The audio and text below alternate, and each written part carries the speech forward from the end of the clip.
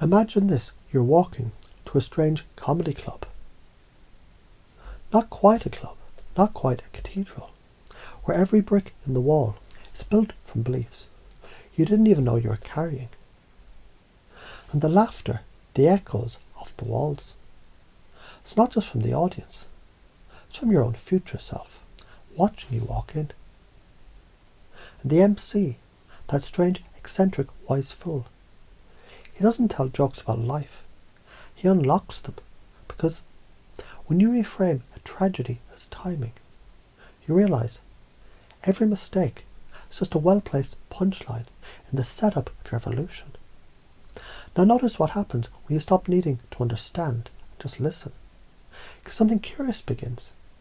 You begin to remember things you never learned. You begin to believe things you never doubted. And you begin to feel a strange kind of certainty in things you've only hoped were true. You've always been enough. Even the flaws, the anxious hand, the tremors in your voice, the joke that lands sideways, they're part of the act, not a glitch, a signature.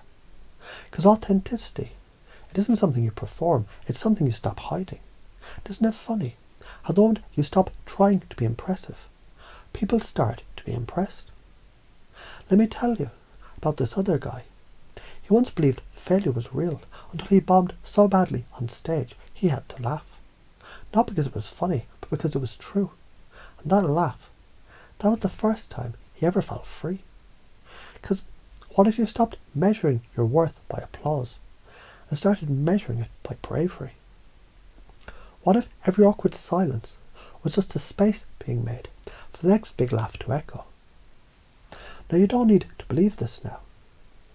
You can just try it on, like a strange costume backstage. You know the ones, eccentric, wild, way too big, yet somehow it fits. Because maybe you're always bigger than the role you are playing. Every audience is just a mirror. When you walk onto the stage, thinking you need to win them over, they feel that. When you walk in, owning your weird, loving your flaws, riffing off whatever comes, you become gravity. Not chasing laughs, but pulling them in.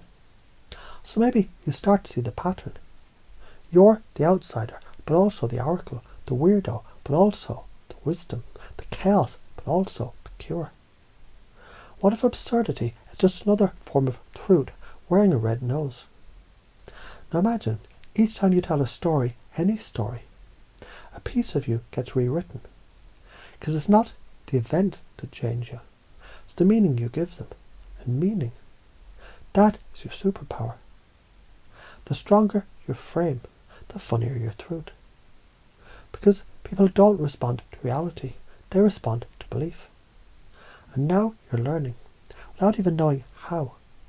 This whole life thing, it's not linear, it's a callback. You keep returning to the themes until the punchline finally lands. Then everything makes sense. You see, comedy, it's just catharsis with timing. It's grief with a rhythm. It's philosophy in sneakers. And if vulnerability is the doorway to power, then laughter is the key. You've already installed the new system, not with force, not with effort, but with curiosity. The same curiosity that lets you say, I wonder how much more free I can become. When I stop chasing validation, I started laughing at the rules. Here's one more example.